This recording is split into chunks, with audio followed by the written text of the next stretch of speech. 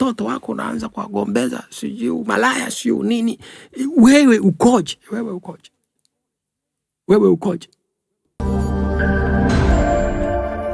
Hii ni NHC TV. Naam, ni wakati mwingine tumekutana tena katika kujuzana yale maandiko matakatifu na meseji kubwa ambazo zimewekwa katika Biblia. Je, unatamani kuielewa Biblia kwa undani zaidi ama unatamani kujifunza neno la Mungu kwa usahihi na kuona likibadilisha maisha yako? Karibu, langu jina ni Longina Rubes na hii ni NHC, chuo cha Biblia kutoka kanisa la The New Hope Church lililopo mkoani Kigoma. Hiki ni kipindi maalum kinachokuletea mafundisho ya kina, uchambuzi wa kweli wa maandiko matakatifu kwa kujibu maswali ambayo hayajawahi kuulizwa au kama yaliwahi kuulizwa hayajawahi kujibiwa. Katika kipindi hiki tutafungua Biblia pamoja na kuchunguza ujumbe wa Mungu katika muktadha wake sahihi na kujifunza historia na maana ya maandiko na mafundisho yake, namna ya kuyaishi katika maisha yetu ya kila siku. Biblia tunazo, je, tunaweza kuyaishi maandiko ya Mungu katika maisha yetu ya kila siku? Kila siku jiunge nasi katika safari ya kukua katika maarifa ya neno la Mungu na kuimarika katika imani na kumjua Kristo kwa undani zaidi. Hii ni zaidi ya kujifunza Biblia, ni safari ya kubadilishwa na neno la Mungu.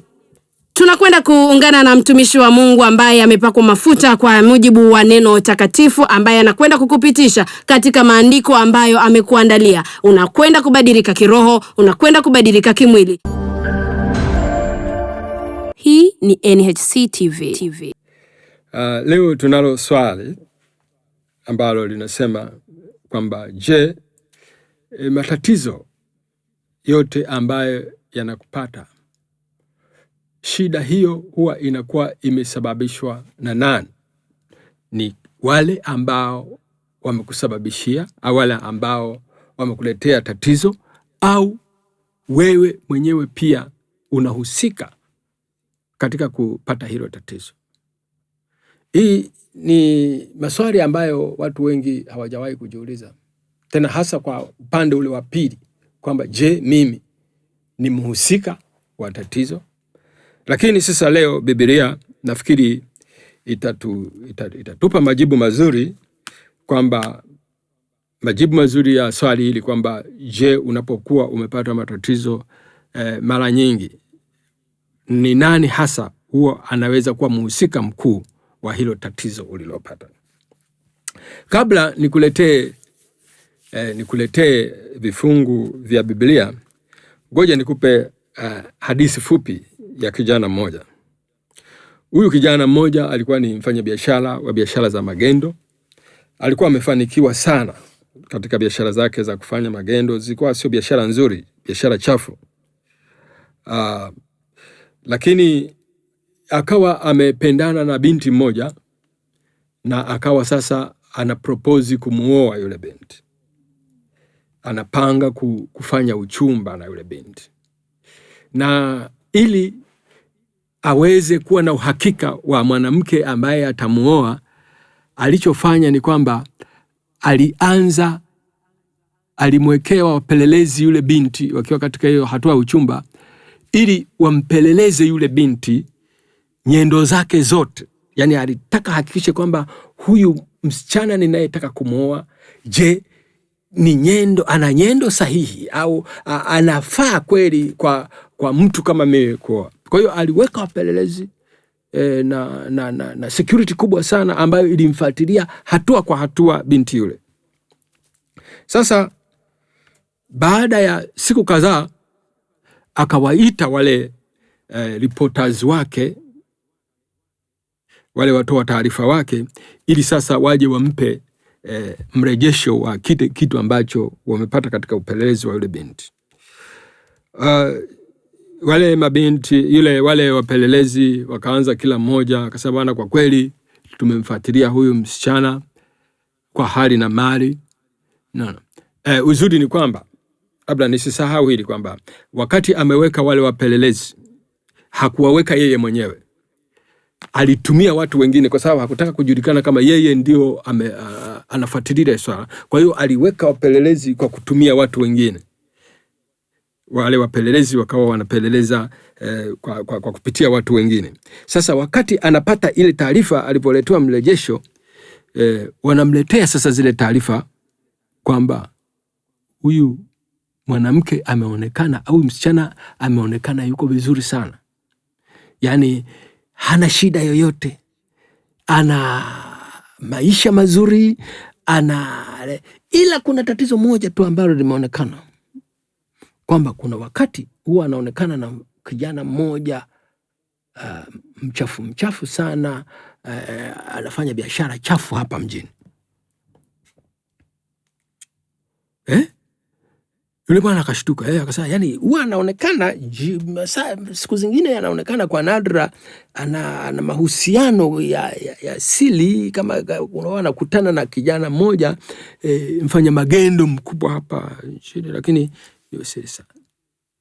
Sasa huyu bwana alianza kukasirika sana, lakini baadaye, baada ya kufanya utafiti kwamba huyu kijana ambaye anakutana naye, wanaongea naye mara kwa mara, ni nani, akagundua kwamba ni yeye mwenyewe. Kumbe tatizo si wengine, tatizo ni wewe.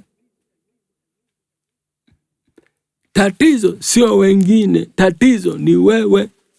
Huyu jamaa amefanya security ya kupeleleza huyu binti, lakini ambaye anakuja katika taarifa ile iliyoletwa na wapelelezi, aliyeonekana ni mchafu ni yeye mwenyewe.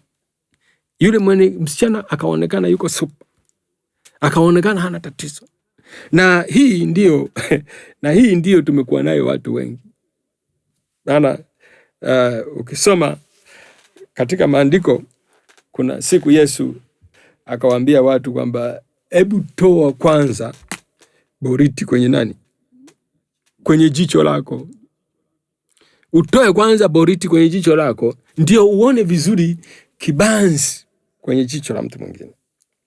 Unajua hili neno boriti watu hawalielewi. Boriti ni kipande cha mti. Ni kipande kikubwa cha mti ndio kinaitwa boriti. Yaani kiko kama mti ambacho unaweza ukachoma mahali fulani ukafungia, ukaunganishia ubao. Lakini kibanzi ni kadogo sana. Kadogo sana. Sasa in fact ukishakuwa na boriti humu, ni vigumu sana kuiona kibanzi, kwa sababu kile kibanzi ni kidogo mno. Kibanzi ni kile ambacho hata unaweza ukaushika ubao hivi kikakuchoma kama sindano, hata sindano ni nene, ndio kibanzi kidogo sana, kabamba sana. Sasa hicho ndio. Sasa wewe unawezaje kuona kibanzi kwenye jicho la mtu mwingine wakati wewe una boriti kwenye macho? Ili somo lina maana gani? Lina maana kwamba watu wengi wamekuwa wakiingia kwenye matatizo, wanaonyoshia vidole watu wengine, lakini wao wenyewe hawajiangalii kwamba pengine wao ndio chanzo cha hilo tuliotoka, ndio chanzo cha yale matatizo yale. Ukiona kuna shida nyumbani, anza kwanza kuangalia wewe kama sio mhusika namba moja wa kile kilichotokea. Chanzo mara nyingi kinakuwa ni wewe. Ndio maana Yesu anasema toa kwanza boriti. Kiona nyumbani kwako kuna vitu haviendi sawa, angalia kwanza wewe mwenyewe. Kiona watoto wanaanza kwa jeuri nyumbani, angalia kwanza wewe. Wewe ni mtii kazini kwako. Sasa wewe nyumbani kazini kwako wewe una jeuri. Bosi wako umwamini, umheshimu, ufanye nini, unafanya mambo ovyo, alafu you expect, unategemea watoto wako wewe wakutii. Wewe unakuwa na tabia mbaya hazieleweki, alafu unaangalia watoto wako unaanza kuwagombeza, sijui malaya sio nini. Wewe ukoje?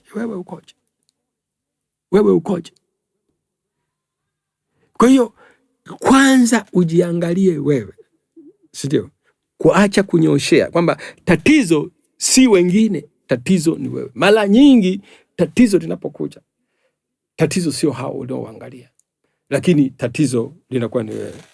Sasa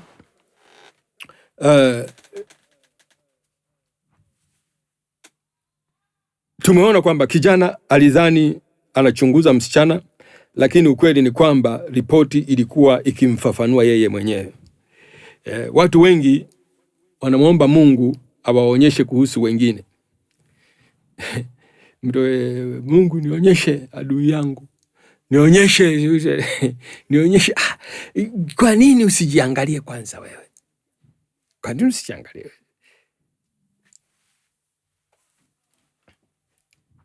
Tatizo la kujiona sahihi siku zote. Ina point.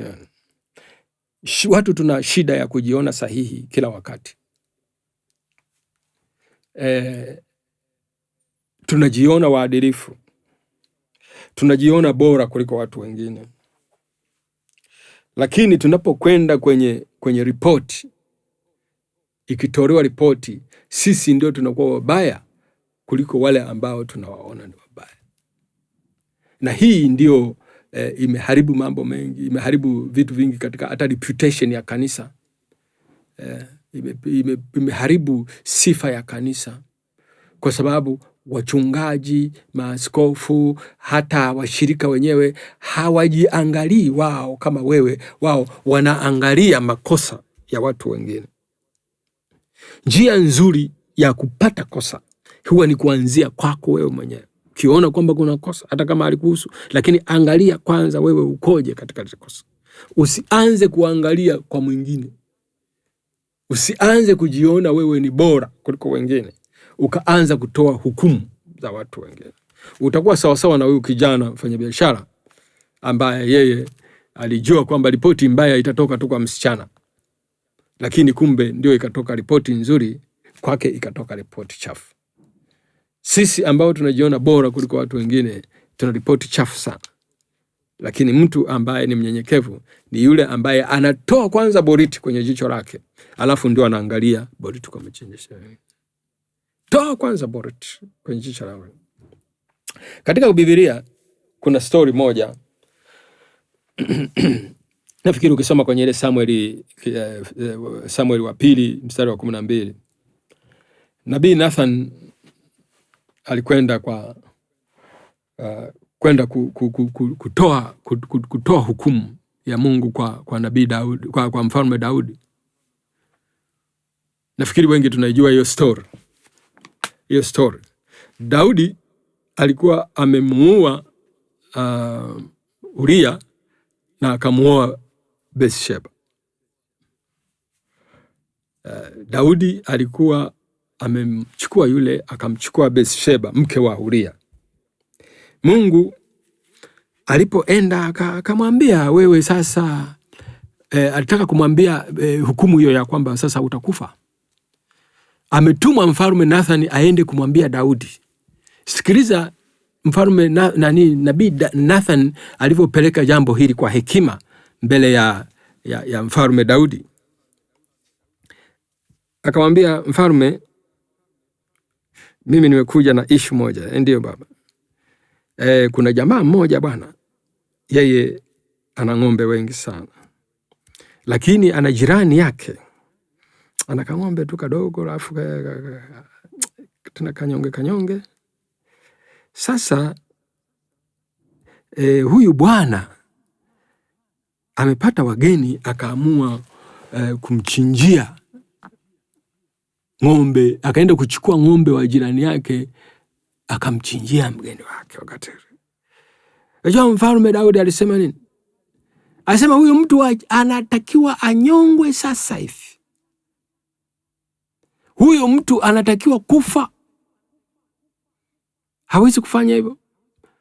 Mfalme Nabii Nathan akamwambia, unajua huyo mtu ni nani? Akasema ni nani? Akamwambia ni wewe hapo. Asa mimi tena? Kwa nini? Akasema wewe una wake wengi hapa, una wake karibia 1000, mfalme Daudi. Sasa umeenda kuchukua mke mmoja wa Uria na kumuoa. Ninataka kuleta nini pale?